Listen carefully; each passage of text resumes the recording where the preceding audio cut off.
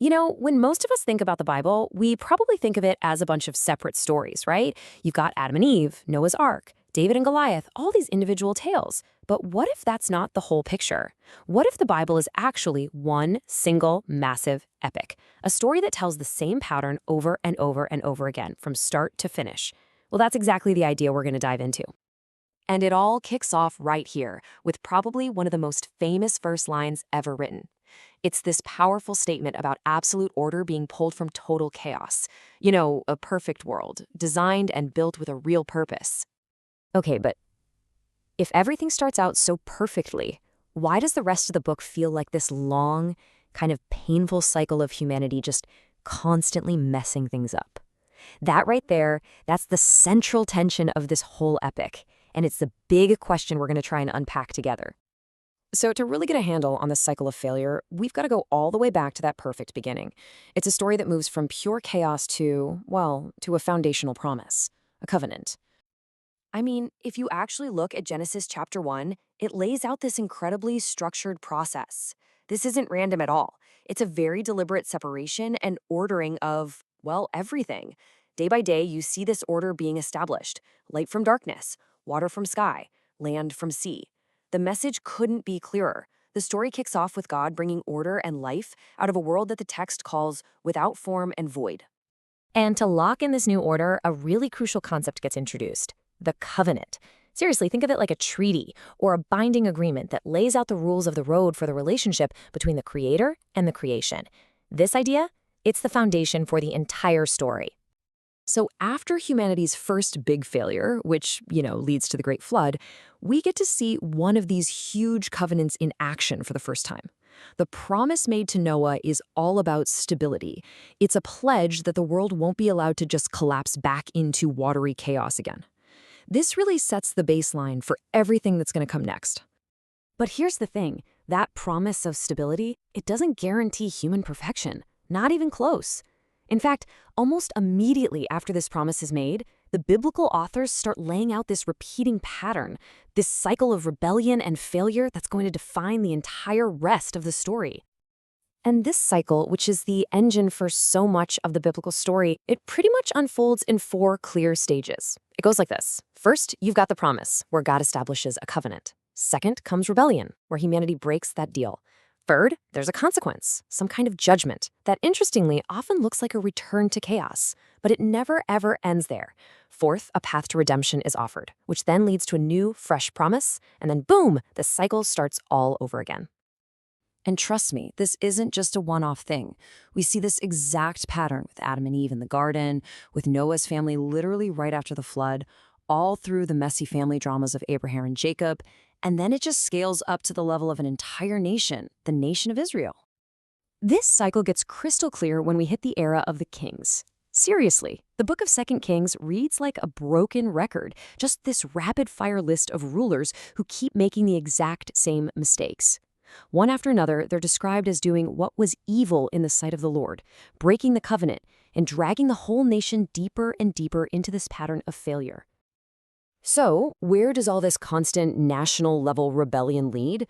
Well, it can only lead to one place: the ultimate consequence. The biblical writers call it the Great Unraveling, a moment where that very order that was established at the dawn of creation just starts to come undone. And the prophets, guys like Jeremiah, they start to describe this coming judgment in absolutely devastating terms. The Promised Land, the very center of the covenant, is painted as becoming a total wasteland. The capital city, Jerusalem, a heap of ruins. And this is where it gets really interesting. Jeremiah uses some very specific, really chilling language to describe his vision of the land after this judgment.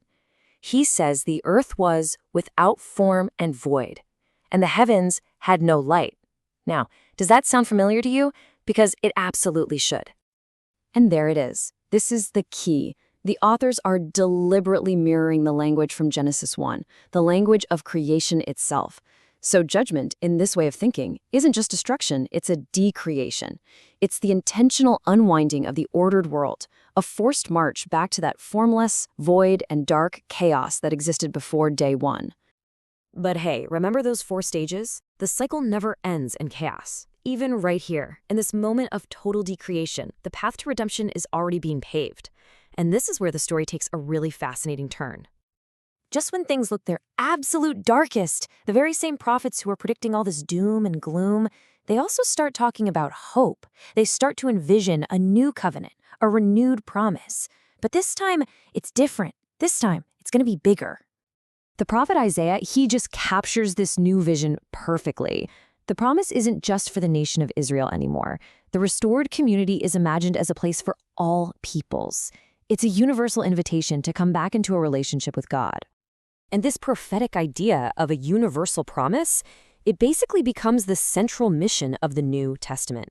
The whole focus of the narrative just explodes outward. It shifts from being the story of one family or one nation to a story that's intended for the entire world. And we see this shift happen in real time. In the book of Acts, when the Apostle Paul faces rejection from his own people, he makes this huge, pivotal declaration. He explicitly says he's turning his focus to the Gentiles, to the non-Jewish nations, and in doing so, he's making that universal promise a reality on the ground. Okay, so after all of this, from creation to decreation and then recreation, what's the one theme that holds this entire sprawling epic together? What's the thing that endures through all these centuries of failure and renewal? It's a really important question, right? If the cycle is basically defined by human failure, what is it that allows anyone to get through it? What even makes redemption possible?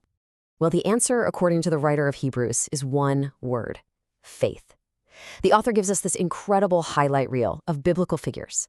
And you gotta notice, a lot of them are deeply, deeply flawed people, like Samson and David.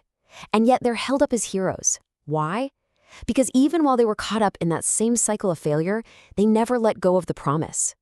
It was their faith, their trust in that promise, even with all their own shortcomings, that allowed them to keep going. And that really just leaves us with this final thought to chew on. The Bible's epic narrative seems to be saying that the story of humanity is this constant churning cycle of promise and failure.